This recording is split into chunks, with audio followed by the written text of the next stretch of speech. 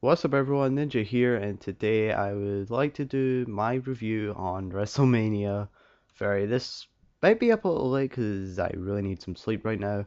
So here we go, let's start off. I didn't watch the pre-show, and because I do not have the WWE Network, I think I've said that before. Also, the first match was alright. Let's just start off with what happened first. First of all, we had Hulk Hogan come out, who is the host of WrestleMania, and he came out and he just botched his promo. He was like, "You's all at home or watching it on the WWF network, brother." And he called the Superdome the Silver Dome, and I just couldn't stop laughing at that. And then all of a sudden, Stone Cold Steve Austin came, and I think he kind of botched his promo as well. He said Hulk Hogan main event WrestleMania 10, which I don't think Hulk Hogan was at WrestleMania 10. I'll just check that right now, see if he was. I'm not sure if I'm pretty sure he was in WCW at the time. I may be wrong. Who knows? I might be wrong. Let's just see. Was he at WrestleMania 10? No, he wasn't at WrestleMania 10. The main event was Bret Hart and Yokozuna. That's right. That's what I thought. Also, we had, and then and then all of a sudden, The Rock came out, and he was like, no one expected The Rock. I knew The Rock was gonna come back.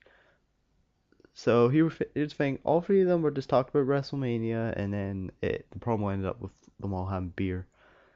And the first match was Daniel Bryan versus Triple H. Alright, first of all, I'm just gonna say my prediction, which was Daniel Bryan, and the actual result was Daniel Bryan. And here's what I thought was gonna happen. Triple H would destroy Daniel Bryan in the match, and then Daniel Bryan makes the comeback and out of nowhere wins, but that's not what happened. It was just a regular match, like you would always see, like a regular match where one person's on top and then the other person's on the other, and that's what happened. And Daniel Bryan won. And after the match, Triple H attacked Daniel Bryan's arm and making him just so he just so there would be a chance of him winning the title at WrestleMania, but the main event. Next up was the Shield versus the Authority with Kane and the New Age Outlaws. My prediction was for the Shield to win, and the actual result was the Shield. So I'm doing pretty good here. And basically, what happened and this match was actually really short. I don't think the Authority got a single hit on the Shield. I don't think they even got a hit on the Shield. But and I knew they were gonna do something good for this match. They were gonna do something that no one will forget. And this is what it was. They had they had the Shield do a triple double power bomb, a double triple power bomb. Like, I never even knew that was even possible. Because whenever I hear someone say double power bomb, I'm just thinking, what? That's never gonna happen. But then I saw the double, triple power bomb, and I'm like, oh my god. And the ending was great. It was a great way for WrestleMania, and plus the match was really short. It was 2 minutes. It was like a 2 or 3 minute match. Okay, next up, we had the Andre the Giant Memorial Battle Royal. It looks like Christian got taken out because of his concussion. He always gets injured right before he gets a match at WrestleMania. And here's all the people that I didn't expect to be in the match: David Otunga, Cesaro, who else? Tyson Kidd, Xavier Woods, and Yoshitatsu. Yep, I didn't even expect him. I actually forgot Yoshitatsu was even in the WWE. At least he got his first WrestleMania match. And my pick for this match, there was a lot. I was going Del Rio, Cody Rhodes, Zack Ryder. Those were my three picks. Reason I picked Zack Ryder is because it's just in case they were like, oh, hold on, let's just give the fans what they want. Make Zack Ryder win. Or Cody. I was really hoping Del Rio was gonna win because I thought it would make sense if they had Del Rio win since he won the 40-man Royal Rumble, and they could have him win this, but they ended up getting eliminated. But there was this one bit where Cesaro threw Kofi over, and I thought he was out, but his foot was on the steel steps. Well, the step of the steel steps, and he was back in. Just like the things he always does in the Rumble, with the handstands, the pogo stick, the running from the barricade into the ring, and the tippy toes, all that stuff. The last two men were Cesaro and the Big Show, and Big Show was wearing the Andre the Giant singlet, which is the first thing I noticed when he came out. So that was pretty cool that he came out with a singlet.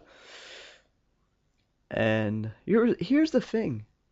Cesaro lifted up the Big Show and just threw him over the top rope, and he won. That's right, he won. Cesaro won. I didn't expect Cesaro to win. I didn't even expect Cesaro to be in the match since he was in the pre-show, and looks like he is 1-0 well, technically 1-1 at WrestleMania if you do count pre-shows as the actual show. Oh yeah, and good news, The Miz is no longer undefeated, so we no longer have to see The Miz come out at WrestleMania and win a match. It's pretty good that Miz is no longer undefeated. It's like Paul Heyman said, many wrestlers weren't able to get to 5-0. He got to 4-0 and it ended. And no one cared. Like, literally just no one cared about Miz losing. So he won, and he now has the Andre Giant Memorial Battle Royal trophy. Also, from what I think Cesaro may win the Rumble next year, just because they could do a thing where they can have him come out and say, "Well, I defeat," like have him and Daniel Bryan. That's the main event for next year. Him and Daniel Bryan. That would be match of the year right there. That'll be it won't just be a 5-star match, it'll be a 100-star match. That's right. Alright, next up we have John Cena versus Bray Wyatt. This match was actually really good. I actually enjoyed this match. Basically my prediction was for Bray Wyatt win, and the actual result was John Cena. Basically here's what happened. Everyone knew this, that Mark Crosser and the Reels were going to be at WrestleMania to play Bray Wyatt out. And here's the thing, they played almost the entire song. Just to get everyone happy. They played almost the entire song. But then they stopped like near the end of the song. And then John Cena just had a basic entrance, just had this regular entrance. It's quite weird how John Cena doesn't do those huge entrances anymore. Yeah, well, he had CM Punk in one of them, and there was the C Nation and the one with all the Marine soldiers and all that. But he didn't have one this year, which is really strange. However, the match started off with just Bray Wyatt on his knees saying, "Do it." He was just shouting, "Do it." And then John Cena was getting really angry in the match. And it almost seemed like Bray Wyatt was going to win. And then Cena kept kicking out and Wyatt kept kicking out. And here's the thing. There was a bit where Bray Wyatt did the apron DDT, which I actually thought that was going to happen. I actually made a predict. I think in my little video that I uploaded, he did the apron DDT. I made him do the apron DDT, which they probably saw that video. The WWE probably saw that video, and they're like, "That's right, we got to get Bray Wyatt to do that, because the fans will love the match if they can see someone do that." Yeah, yeah, I'm guessing that's what happened. Well, it would be pretty cool if WWE actually did watch my videos, which I highly doubt they do. However, they do watch Tubby's and Tony's. They do watch their videos. And some kids are shouting outside. Alright, so next up. And also there was a bit where, and also the Wyatt family actually did get involved in the match, and Cena was still able to kick out. And there was even a bit where Look how Bray Wyatt got a chair out, gave it to Cena, and said, "Do it." He ended up hitting Eric Rowan with the chair, and it looked like he was about to hit Bray Wyatt because Bray Wyatt was hoping to get the anger out of Cena. Quite similar to what Cena and Kane did. To be honest, that storyline was bad. I didn't really like that storyline. What was the point in that storyline? The whole storyline was to get John Cena to become a bad guy for his match with The Rock. But, oh well, so here we go. And there was a bit where Cena just got up out of nowhere and speared Luke Harper through the barricade. And and then we saw Sister Abigail a couple times, and I was just like, oh my god, this match has to be it. And then all of a sudden, it wasn't. But the match, and Cena did the FU or the attitude adjustment or whatever you want to call it, and he won.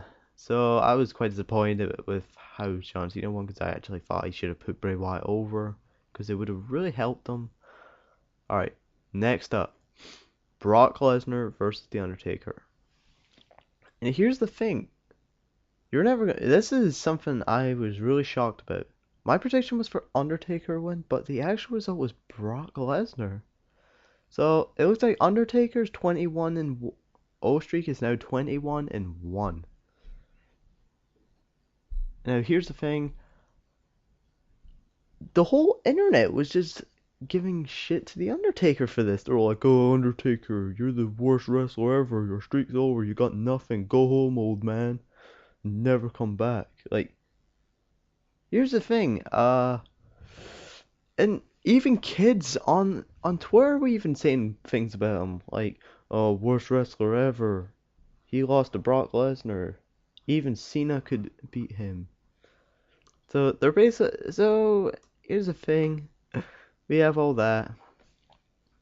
And to be honest, this match I actually kind of enjoyed. It was. Here's the thing. It was kind of like Stone Cold in The Rock 3, where it took The Rock 3 rock bombs to beat Austin. It took Brock Lesnar 5 F5s to beat Undertaker. That's all it took. 5.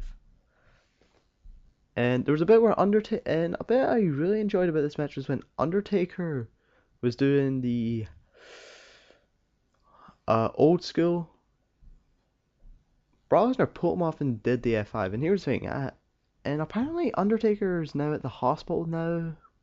Cause here's the thing, I noticed something when he did the last ride that he he didn't look good after doing the last ride. I thought it was just him selling it, but I actually think he may generally not feel good.